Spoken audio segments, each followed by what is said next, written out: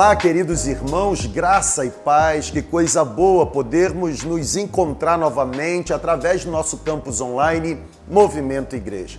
Eu tenho dito que o nosso campus online é para as pessoas que não podem estar no nosso prédio e também para as pessoas que não queiram estar no nosso prédio. Você sabia que aqui no campus online da nossa comunidade você pode viver todos os cenários que uma pessoa vive no nosso campus presencial, no nosso campus físico?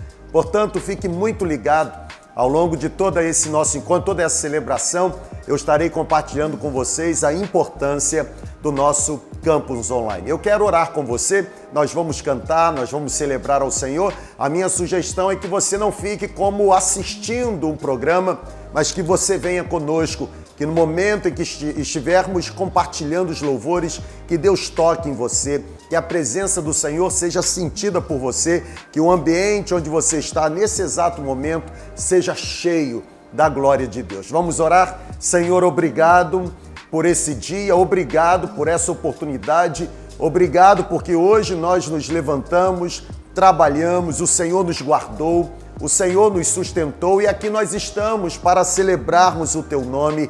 Obrigado, ó Deus, por essa ferramenta tecnológica que nos permite estar unidos, ainda que em ambientes tão diversos, tão diferentes, tão distantes, mas nos permite estarmos unidos num único propósito de celebrarmos o nome de Jesus. Eu imploro que os cânticos que serão ministrados possam tocar no coração, possam, ó Deus, encher mesmo a alma, que os cânticos que serão ministrados possam preparar o ambiente, trazer paz para o nosso interior, preparar a nossa mente, o nosso entendimento para recebermos a ministração da Tua bendita palavra. Use, ó Deus, agora cada cântico para que possa, de alguma forma, nos conduzir num processo de adoração genuína. Ó Deus, onde esta celebração estiver, ó Deus, alcançando, onde estiver havendo conexão, que haja também muita visitação sobrenatural. Receba a nossa gratidão por esse momento tão especial para nós. É a nossa oração. Fazemos em nome de Jesus, o nosso Senhor. Amém, amém, amém. Reúna quem está perto de você, fique em pé, vamos celebrar, erga sua mão, expresse com seus lábios a sua gratidão pela salvação que Jesus entregou a você. Vamos juntos celebrar? Deus abençoe.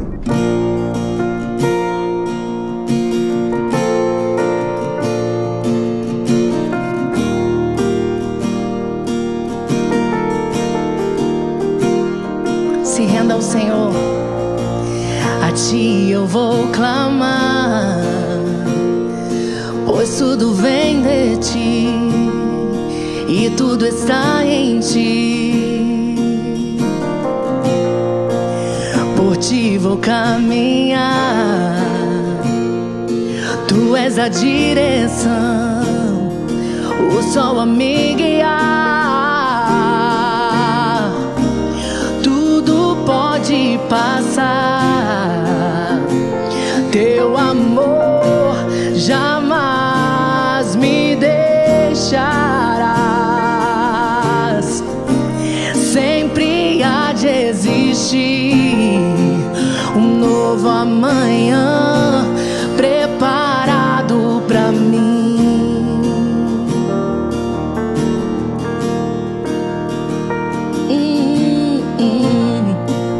A Ti eu vou clamar, pois tudo vem de Ti e tudo está em Ti.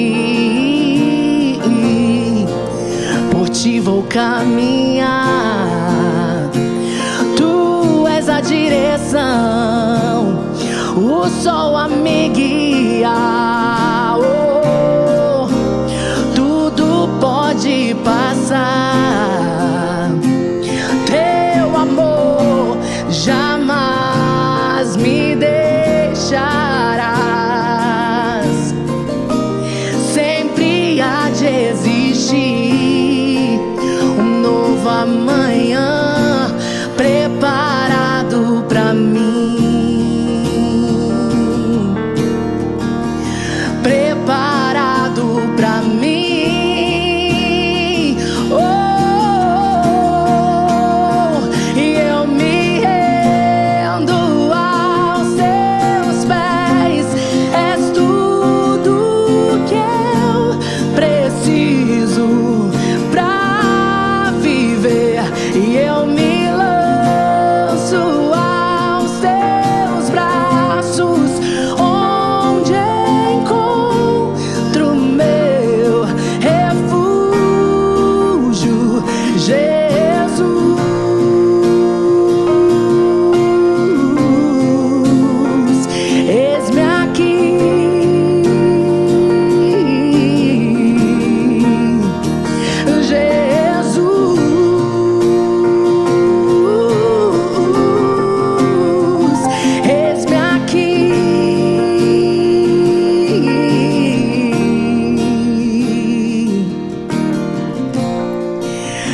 ti eu vou clamar,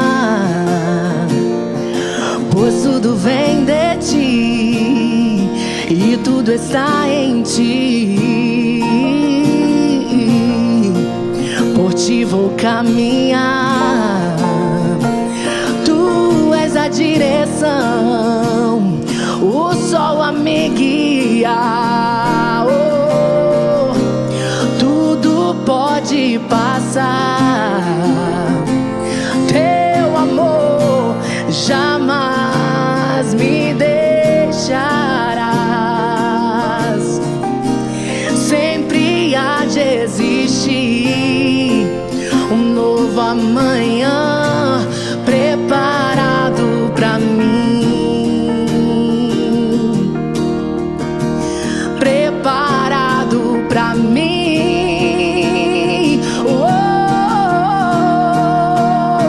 E eu me rendo aos teus pés, és tudo que eu preciso pra viver. E eu me lanço aos teus braços, onde encontro meu refúgio. E eu me rendo aos teus pés, és tudo que eu preciso pra viver. E eu me lanço aos teus braços, onde encontro meu refúgio. Jesus, Ele te encontra, eis-me aqui.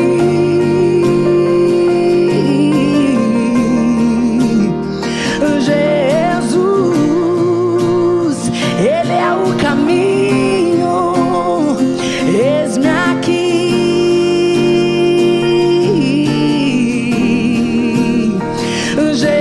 Jesus, Ele é a verdade, eis-me aqui.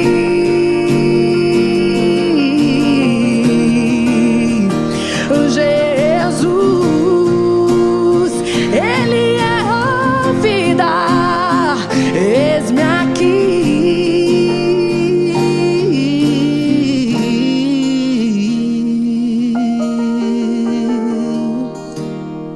Aleluia. Quem é esse que vem nos abraçando? Quem é esse que vem nos constrangendo com o olhar? Ele é tão sábio, ensina em amor. Ele é tão manso, cuida dos corações. Quem é esse que vem nos abraçando? Quem é esse que vem nos constrangendo com o olhar? Ele é tão sábio, ensina em amor. Ele é tão manso, cuida dos corações. Ele entrou em casa, Ele está à mesa, Ele nos observa, sabe que o esperamos.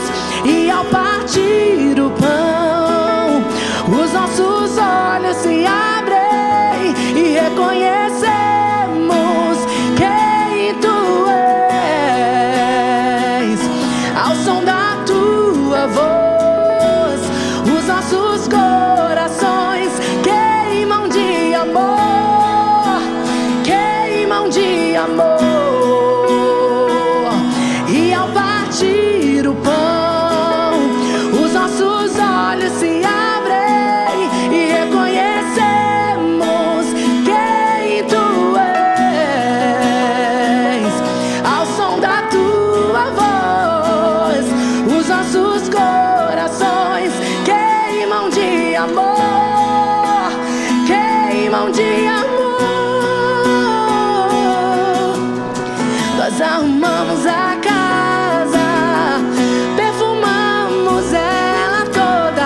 nós preparamos a mesa.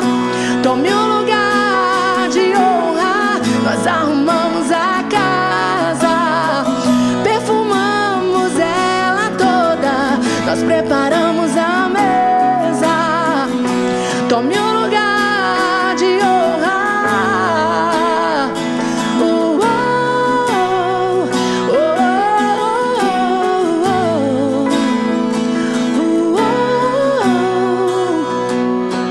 Ele entrou em casa, Ele está à mesa, Ele nos observa, sabe que o esperamos.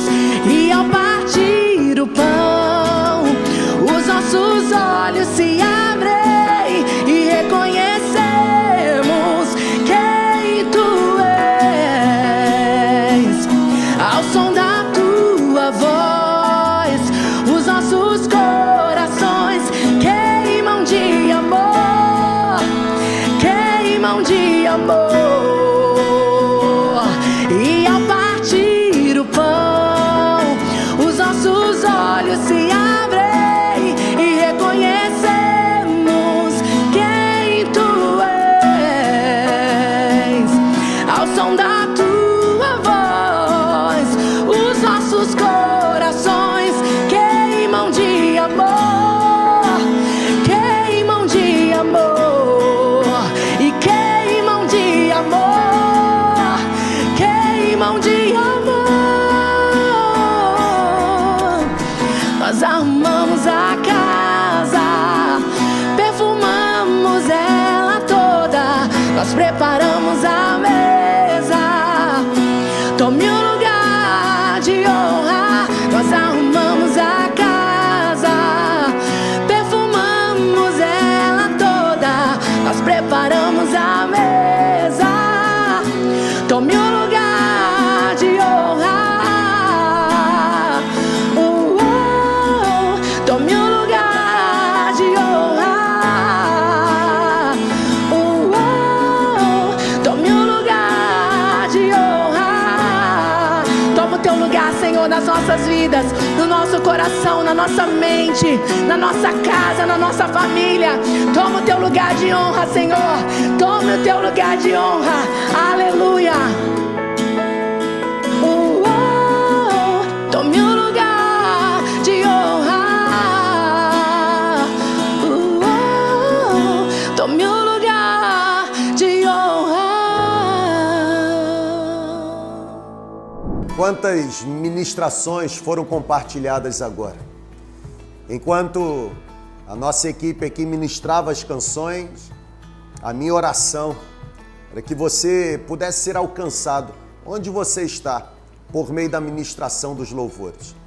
Eu tenho dito que uma coisa é cantarmos algo a respeito de Deus. Outra coisa completamente diferente é cantarmos algo para Deus.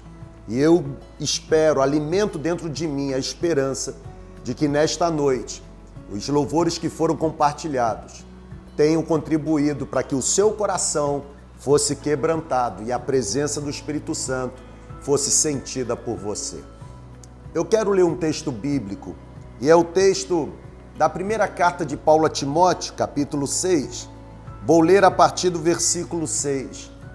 Primeira carta de Paulo a Timóteo, capítulo 6, a partir do versículo 6. A Bíblia diz assim: de fato, a piedade acompanhada de satisfação é grande fonte de lucro, porque nada trouxemos para este mundo e deste mundo nada podemos levar.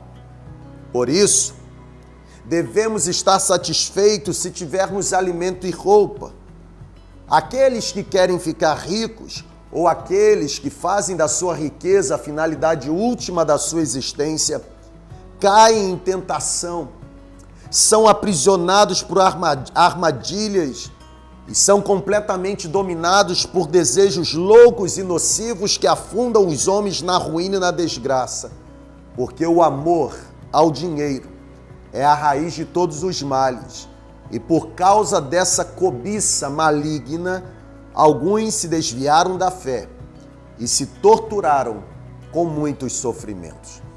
Nós vamos contribuir financeiramente, mas antes eu quero relembrar você que Paulo está orientando seu filho na fé, Timóteo, de que o amor excessivo, o amor, o apego, fazer do dinheiro o trono ou o tesouro de maior valor que temos na vida é um grande perigo.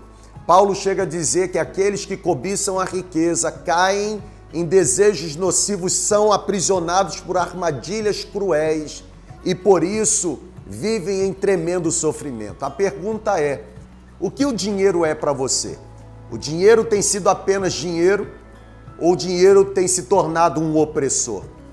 A minha orientação, biblicamente falando, é que você se utilize das riquezas que Deus tem dado a você, primeiro para suprir a si mesmo e também para participar da grande alegria de ser a resposta de Deus para suprir a necessidade do próximo. Contribua nesse exato momento, generosamente, voluntariamente e sacrificialmente, porque a Bíblia diz que Deus ama aquele que entrega com alegria. Você poderá se utilizar agora das informações que serão compartilhadas através do QR Code ou através das informações a respeito do Pix e contas bancárias da nossa comunidade. E dessa forma você estará ajudando a Segunda Igreja, a sua comunidade de fé, a avançar no cumprimento da grande comissão e também em se tornar a resposta do céu para aqueles que estão necessitados. Que haja fartura na sua mesa, que haja abundância na sua despensa, que haja alegria sobre a sua vida. É a minha oração, em nome de Jesus.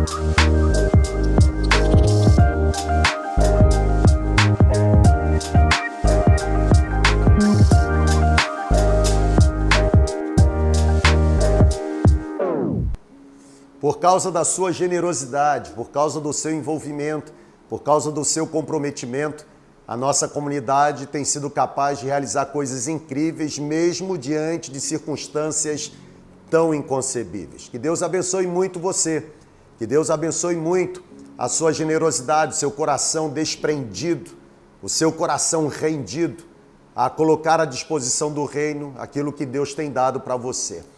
Eu quero ler um texto bíblico. Abra sua Bíblia, por favor, ou acesse aí no seu aparelho, livro dos Atos, Atos capítulo 9. Eu vou ler do versículo 1 ao versículo 5 e eu quero pensar com você sobre a conquista de uma vontade rebelde.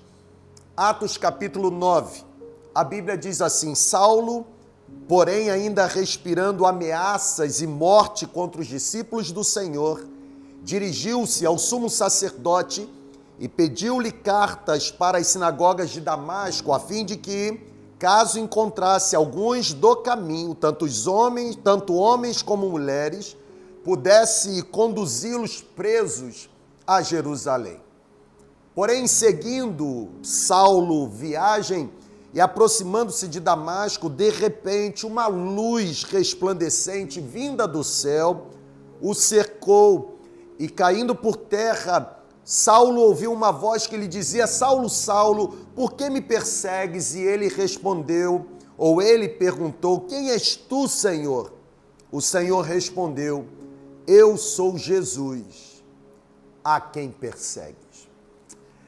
Quando nós pensamos na pessoa de Saulo, e depois conhecido por nós como o apóstolo Paulo, o apóstolo que não apenas pregou, mas viveu intensamente a mensagem da graça, quando pensamos na pessoa de Paulo, o que nos vem à mente é a imagem de uma pessoa completamente envolvida com os princípios do reino. Quando pensamos sobre Paulo, ou consideramos a vida e a história de Paulo, a imagem primitiva que alimenta a nossa mente é do autor das cartas à igreja dos Coríntios, é da pessoa tão inteligente, tão culta que escreveu a carta magna aos Romanos. Quando pensamos sobre Paulo, a imagem que nos vem à mente, a imagem que é alimentada em nós, é exatamente daquele que redigiu a carta aos Gálatas, fazendo o rompimento com toda a prática judaizante. Quando pensamos sobre Paulo, a imagem que nos vem à mente é exatamente de um homem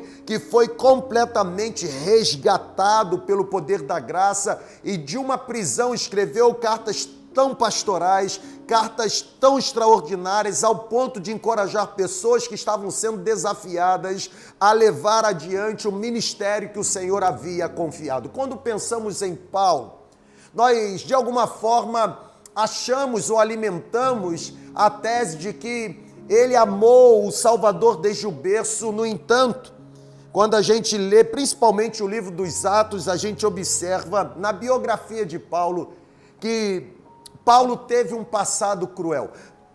Paulo teve um passado violento, Paulo teve um passado sangrento, Paulo provocou espanto naqueles que decidiram seguir o caminho dos céus. O primeiro retrato escrito aqui na Bíblia da vida de Paulo é exatamente de alguém que estava consentindo na morte ou na tortura, no martírio de Estevão. Paulo era um homem brutal, aquele homem que consentia na tortura daquele discípulo fiel. Aquele homem parecia mais um terrorista do que qualquer seguidor do judaísmo, e eu não sei se você considera bem o que a Bíblia fala, mas para o nosso horror, para o nosso espanto, o sangue de Estevão espirrou nas roupas de Saulo, enquanto ele ali permanecia, concordando com tudo que estava acontecendo. Ou seja, Saulo, logo depois conhecido por nós como Paulo, foi cúmplice de um crime medonho, de um crime perverso.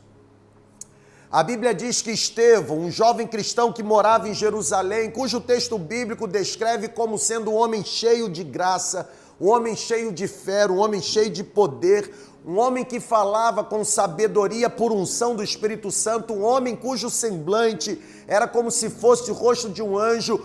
A Bíblia diz que esse jovem cristão foi brutalmente assassinado a sangue frio diante dos olhos de Saulo. Paulo estava ali, observando todo aquele episódio de tortura, ou seja, o primeiro retrato da vida deste homem chamado Saulo, conhecido por nós como Paulo, o apresenta participando de um violento assassinato. Aqui no capítulo 9 do livro dos Atos, texto que nós lemos, a gente consegue perceber pela leitura que as emoções de Saulo estão à flor da pele. A Bíblia diz que ele está se encaminhando para uma missão sangrenta em Damasco. O objetivo de Saulo era capturar e matar todos os seguidores de Cristo, era prender e levar à tortura aqueles que fossem identificados como seguidores do caminho. Saulo odiava o nome de Jesus, Saulo odiava o nome de Jesus a tal ponto que se tornou um agressor violento, um agressor declarado. Paulo odiava tanto o nome de Jesus que declaradamente perseguiu, matando cristãos por causa da sua dedicação e devoção a Deus. Porém, aqui no texto que nós lemos, a Bíblia diz que quando Saulo ele chega perto da cidade de Damasco, a sua vontade, a vontade rebelde, ela foi conquistada pelo poder da graça. Aleluia! A conversão de Saulo de Tarso, na minha opinião, é uma das mais emocionantes contadas aqui na Bíblia. A conquista da vontade rebelde de Saulo de Tarso nos traz ensinamentos grandiosos, nos traz ensinamentos profundos, até porque, como aquele criminoso que matou a sangue frio os santos de Deus, pessoas que se dedicavam no caminho, como aquele homem tão cruel tornou-se provavelmente o maior líder cristão já conhecido. Só existe uma explicação.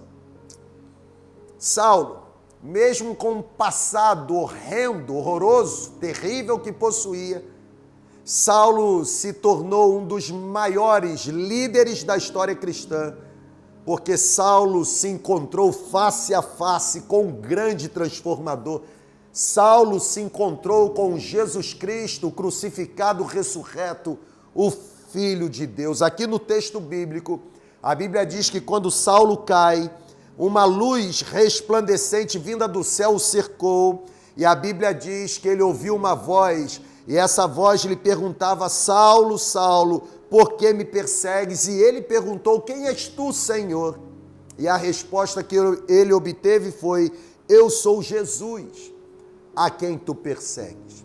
Eu quero destacar 3 lições preciosas, 3 ensinamentos a partir da conquista rebelde desse homem chamado Saulo. Primeira lição: a conquista ou a vontade rebelde de Saulo foi conquistada por um amor ou pela manifestação de um amor incondicional. A conquista da vontade rebelde de Saulo aconteceu porque se manifestou um amor altruísta. Diz-nos os primeiros versículos aqui do capítulo 9 que a razão pela qual Saulo se dirigia à cidade de Damasco era para caçar, era para prender aqueles que professavam a sua fé em Jesus. O objetivo principal daquele homem terrível e temível por muitos era identificar os chamados cristãos e matá-los. A exemplo do que tinha acontecido com Estevão, Saulo estava a ponto de perder o controle. Saulo estava totalmente tomado por um sentimento de fúria sanguinária. Saulo estava completamente controlado por ódio mortal. Saulo nutria no seu coração perseguição em relação aos seguidores de Cristo. Se você fosse um seguidor de Jesus e vivesse em alguma região naquela época próximo a Jerusalém, por certo, você ficaria gelado, e por que não dizer congelado, ao ouvir que Saulo estava batendo a sua porta. E justamente para aquele homem terrível, para aquele homem malvado, existiu a manifestação de um amor altruísta, de um amor desinteresseiro, de um amor desinteressado. Deus manifestou o seu maravilhoso, excelente, extraordinário amor para um homem que não merecia ser amado. Saulo não estava nem aí para Deus. Aliás, o coração de Saulo estava totalmente vazio de Deus, a sua alma estava distante de Deus, mas não obstante a tudo isso, Deus conquistou a vontade rebelde deste homem por meio da manifestação de um amor incondicional. Sabe, ainda que Saulo não amasse a Deus, isso para Deus menos importava. Ainda que Saulo não tivesse qualquer consideração a respeito das coisas de Deus, isso para Deus não tinha qualquer valor. Sabe por quê? Porque mesmo que Saulo não oferecesse nenhum motivo para Deus dispensar sobre ele o seu amor, ainda assim, Deus permaneceria amando Saulo, porque o amor de Deus independe do ser que está sendo amado. Não importa o sentimento que você tem para com Deus, o importante é que Deus decidiu amar você, apesar de você ser quem você é, e apesar de você fazer o que você faz, seja qual for o ambiente que você está agora. A minha oração é que um batismo de amor incondicional envolva você, para a glória do nome de Jesus. Deus ama você. Deus ama você de uma forma diferente, como o mundo ama você. Deus ama você de uma forma diferente, como as pessoas amam você. O padrão divino de amar é diferente do padrão humano. Nós, humanos, amamos aqueles que podem nos dar algo em troca. Nós, os humanos, amamos aqueles que podem nos corresponder, mas Deus não. Nós amamos aqueles que podem satisfazer os nossos interesses, mas isso não acontece com Deus. Deus não ama apenas aqueles que o correspondem. O amor de Deus é imutável, é incondicional, é desinteresseiro. O amor de Deus não espera nada em troca.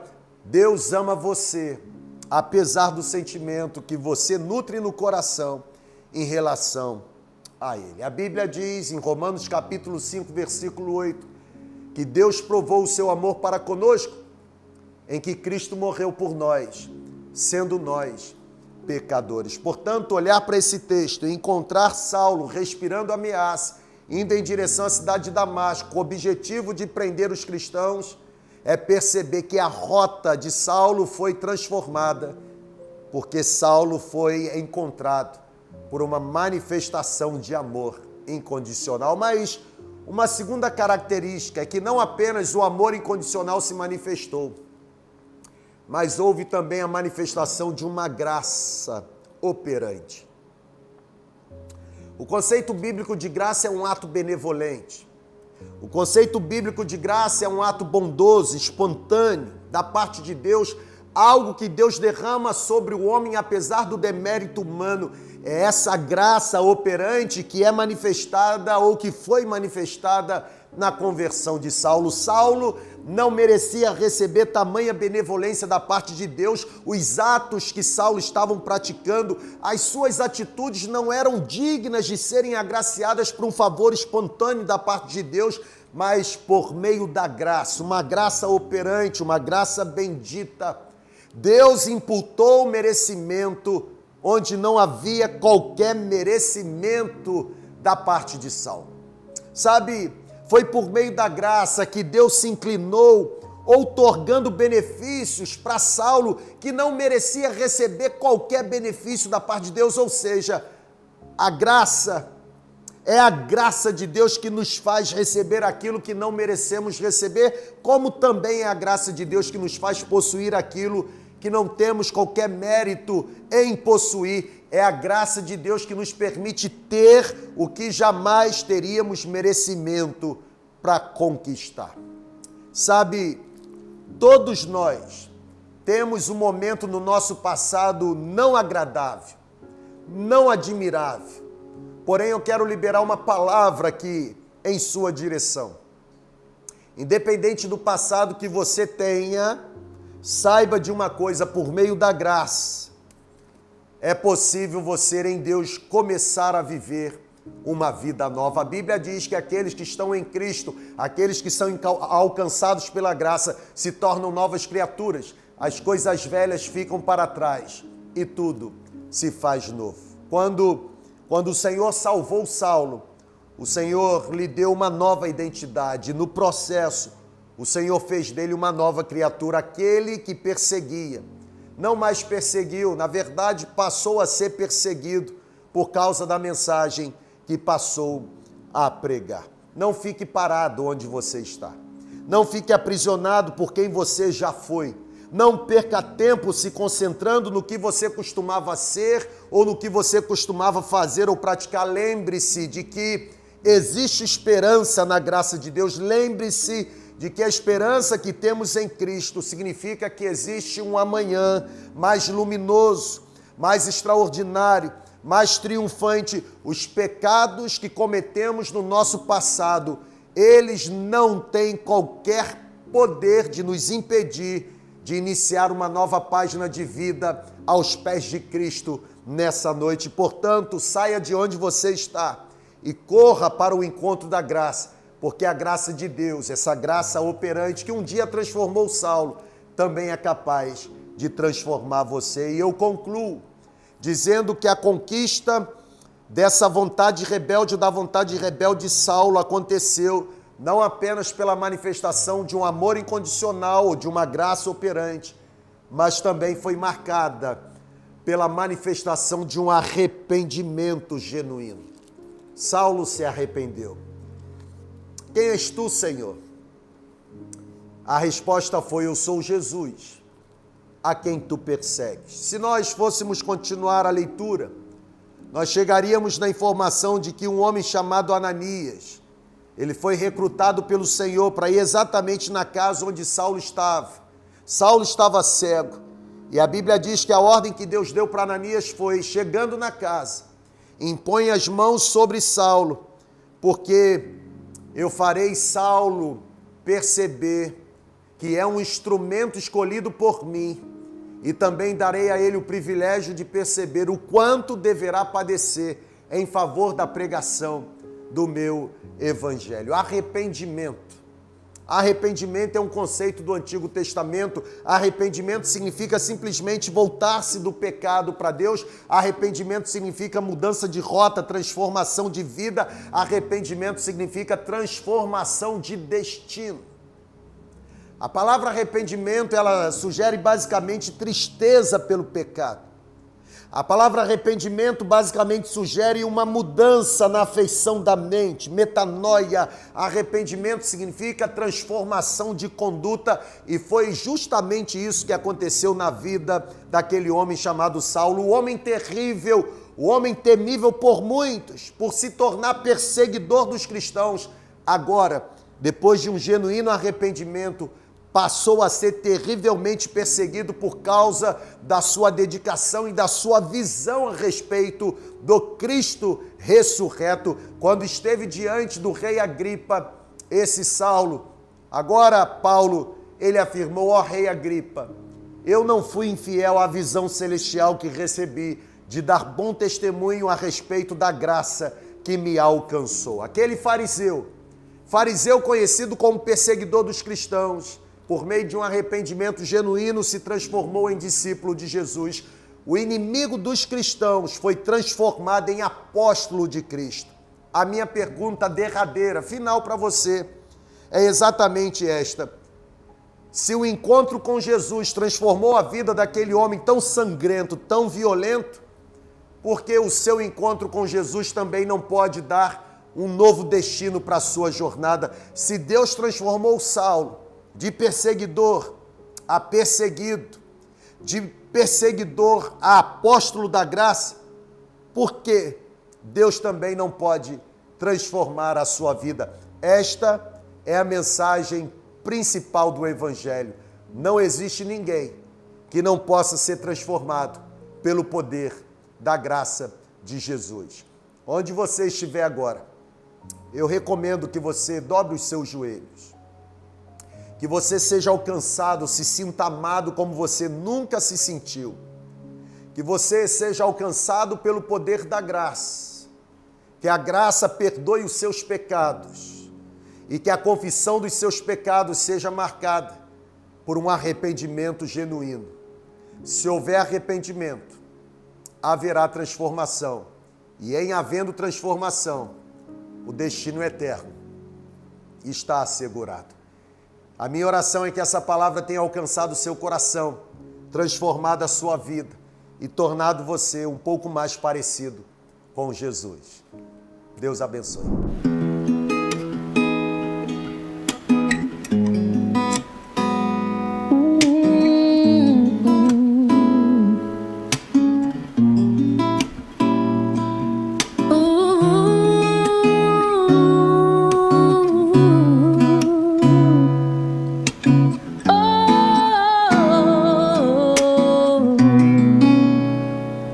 Jesus Cristo mudou meu viver. Jesus Cristo mudou meu viver. É a luz que ilumina meu ser. Sim, Jesus Cristo mudou meu viver. Jesus Cristo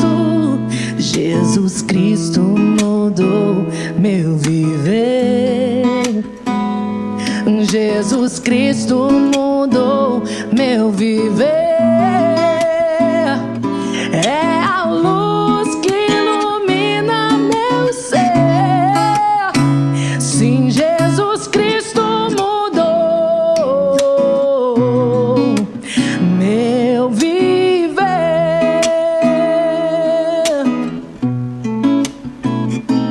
Diferente hoje é o meu coração. Diferente hoje é o meu coração. Em Cristo deu-me paz e perdão. Sim, diferente hoje é o meu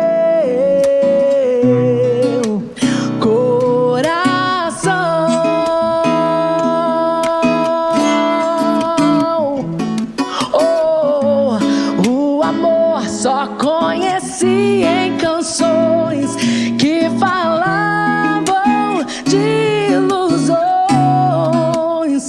mas tudo agora é diferente. Cristo fala a toda gente, pois Cristo deu-me seu amor. Jesus Cristo mudou meu viver, meu viver. Jesus Cristo mudou meu viver. É a luz que ilumina meu ser. Sim, Jesus Cristo mudou meu viver.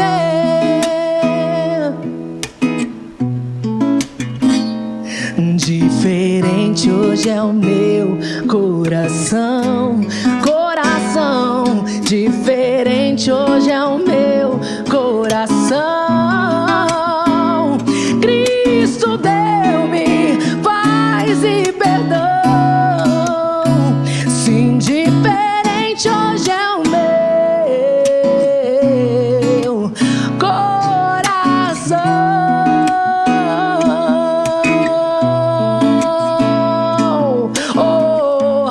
O amor só conheci em canções que falavam de ilusões, mas tudo agora é diferente. Cristo fala a toda gente, pois Cristo deu-me seu amor.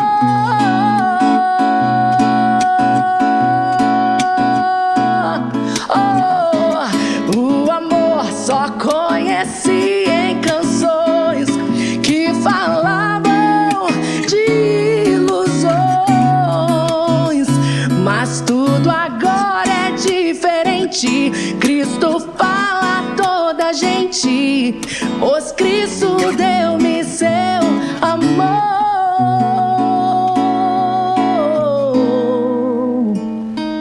Se renda ao Senhor Jesus.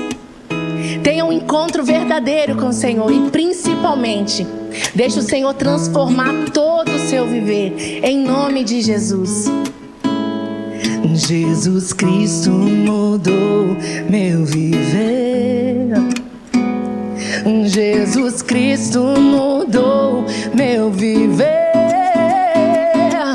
É a luz que ilumina meu ser. Sim, Jesus Cristo mudou meu viver.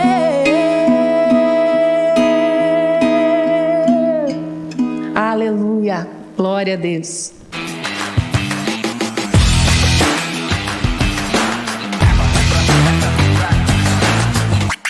Como Deus nos abençoou, não é verdade?